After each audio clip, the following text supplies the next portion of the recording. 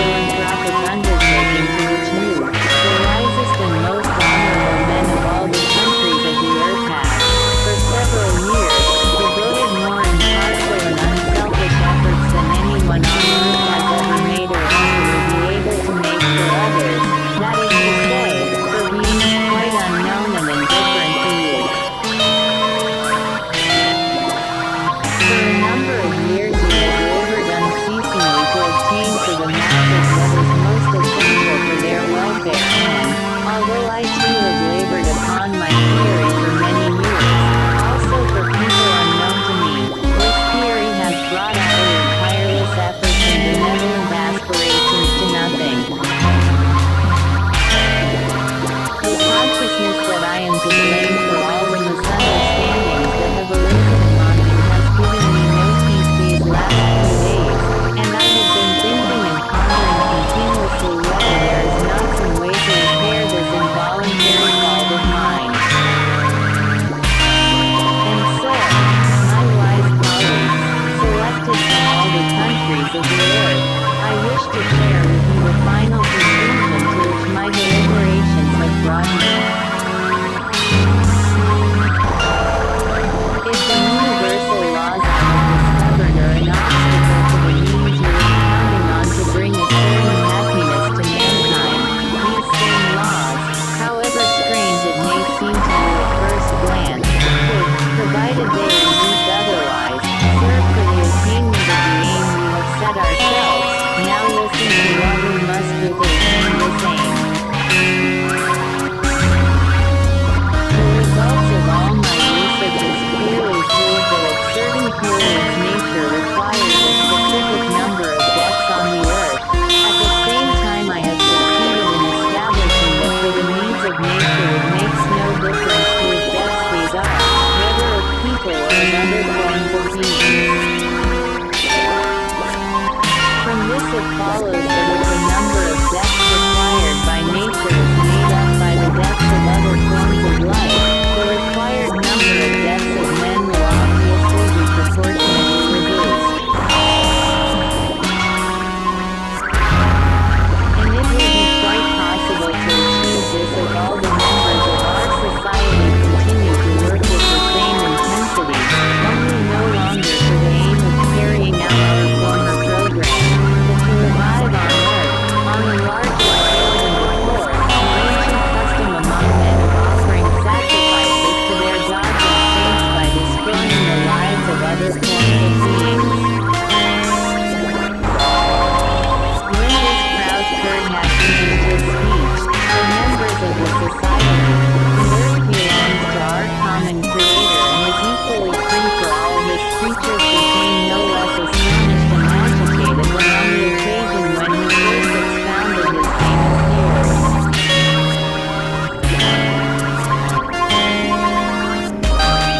For nearly 3 days and nights following that memorable speech they scarcely adjourned, and in the halls that had been put at the disposal of this all-planetary society of men beings by the citizens of Mosilipolis, there was a continuous rumble of discussion and deliberation at last. On the fourth day, an official general meeting was convened at which, by general consent, a resolution was carried to go in the future whatever was indicated by the great Kurd philosopher, Atarnov.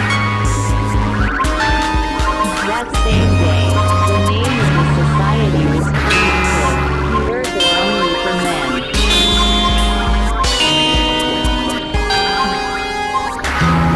Several days later, the members of that society,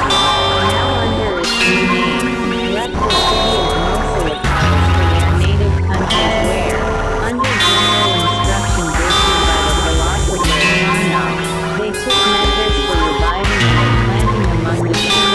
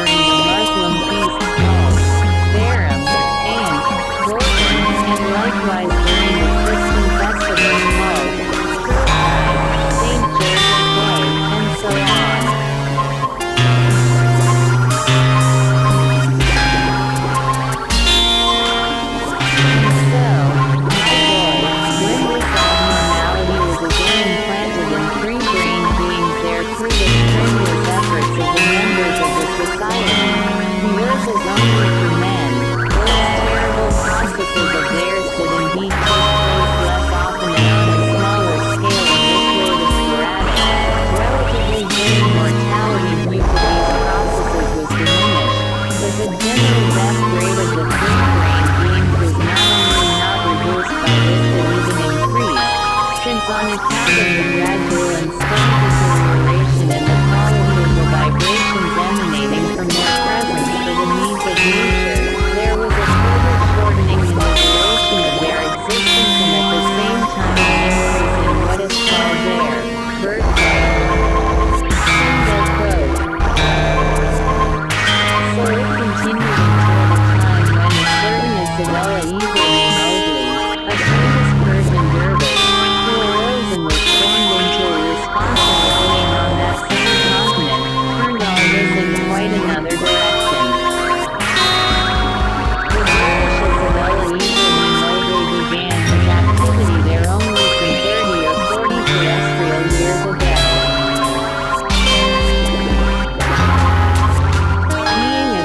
Fanatic of Islam, without the serious and profound knowledge of his word, Akarna, he saw in the custom of sacrificial offerings only a horrible injustice on the part of men toward beings of other forms, and he set as the aim of his existence to achieve, at any cost, the destruction on earth of this custom, which in his opinion was anti-religious.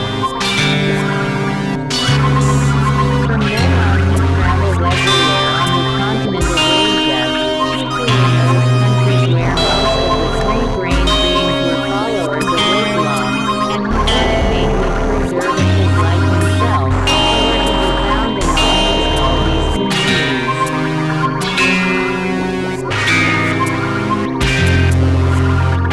Everywhere he went, this ingenious and energetic person, Isabella easily Mosley, very cleverly persuaded these other dervishes of his truth and his idea, and these in their turn persuaded the ordinary beings of Asia not only that the destruction of the existence of beings of other forms was displeasing to God, but that those who destroyed them would even be obliged to suffer a double punishment, in another world in hell, both for their own sins, and for the sins of the beings they had slaughtered, and so on.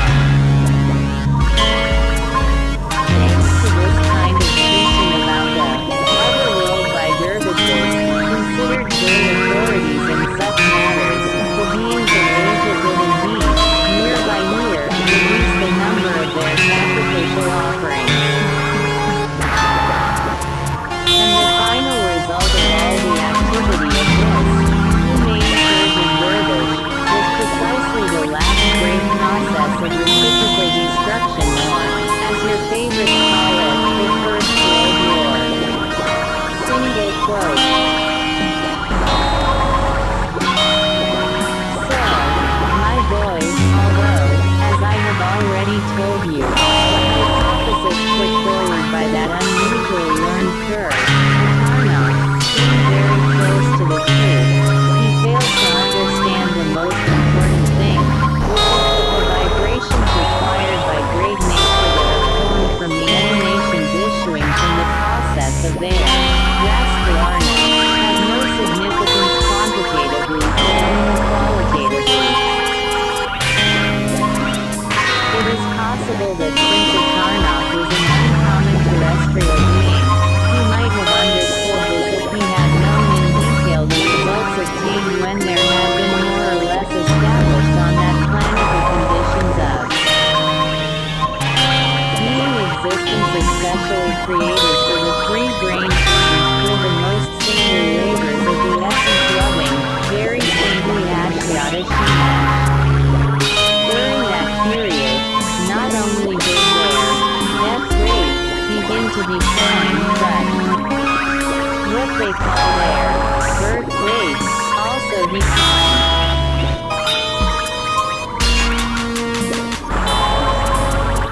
And this was because the free-brain beings that were then existing more or less as is becoming to free-centered beings, and the emanations issuing from the muted vibrations more akin to those required from them by nature, both for the most great common cosmic Sorta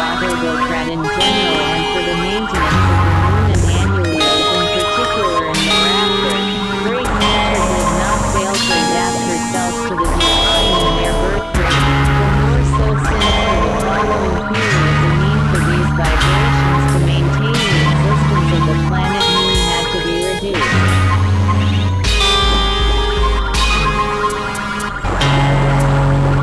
Among the diverse aspects of this fundamental question, the one relating to the meaning and aim of the existence of your favorites is so important for understanding many things taking place on the Earth,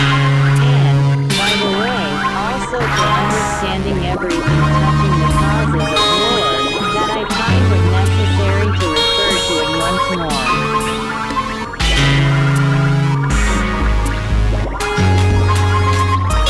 I first learned that the destiny of the three-brained beings arising on this planet is chiefly to elaborate, by the very process of their existence, the vibrations required by nature for the maintenance of those former parts of their planet now called moon and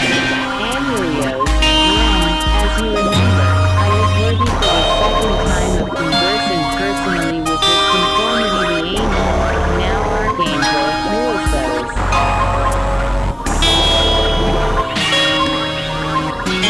His conformity then told me that although the movement of the two former parts of the planet Earth had been finally regulated to accord with the movement of the general harmony, under all apprehension of some surprise or other in the immediate future had vanished, nevertheless, to avoid any possible complications in the distant future it had.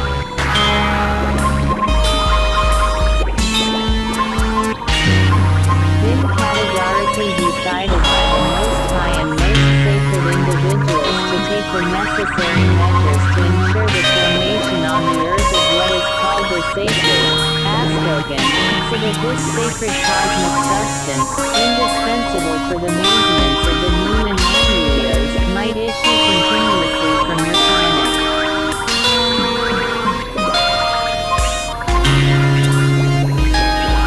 His conformity also explained that this cosmic substance, the sacred Askogan, exists throughout the universe, generally blended with the sacred substances,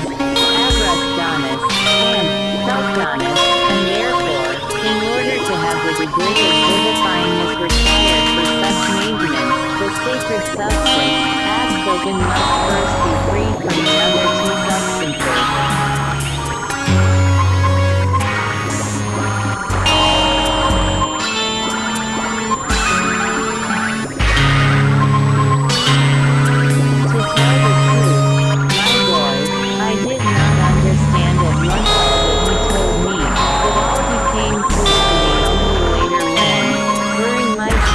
The fundamental cosmic laws, I learned that these sacred substances, Abrasdanis and Feldanis, are precisely those substances which enter into the formation and perfecting of the higher being bodies of the three-brained beings, that is, the Keston body, and the body of the soul, and that the separation of the sacred, Askogan from the two other substances proceeds when beings, on whatever planet they may be, transmute these sacred substances in themselves for the forming and perfecting of their higher bodies, by means of conscious labor and intentional suffering.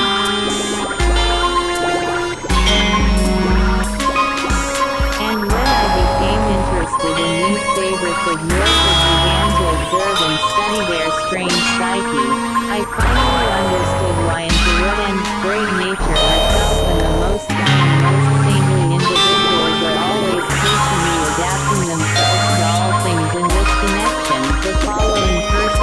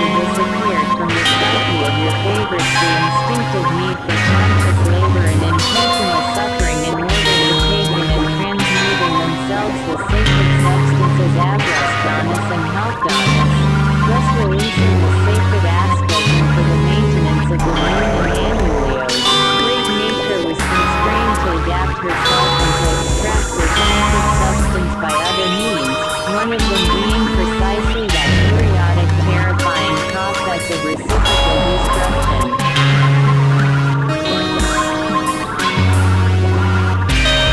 Here, for a correct valuation of your contemporary favorites, it will be opportune to remind you that after the organ tinderbocker had been removed from the three-grain beings of your planet, the first generations of their descendants very soon learned that a certain substance had to be transformed through them and that their assistance in this transformation was one of their chief being duties. Do you remember, I already told you that the three-grained beings of the continent of Atlantis even considered. This being duty is sacred and called it, Amaru, which in their language meant, house of the moon. Single quote. And so the beings of our period, which was then called the Samniogan civilization, devised and very scrupulously practiced certain customs that contributed to the fulfillment of those being duties in the most effective way. These beings of the continent of Atlantis even devised a wise and practical means of fulfilling these two being duties, namely, the duty of perfecting their higher bodies and the duty of serving the most great cosmic proto-autocrats by uniting them into one and performing them simultaneously. And they accomplished this union in the following way. In every region, and even in the separate districts of the regions, three special, very imposing buildings were required to be built. One, for the beings of the male sex, was called Agorapostini. The second building, reserved for beings of the female sex, was called Gynecopostini. Single quote. The third, for beings then called the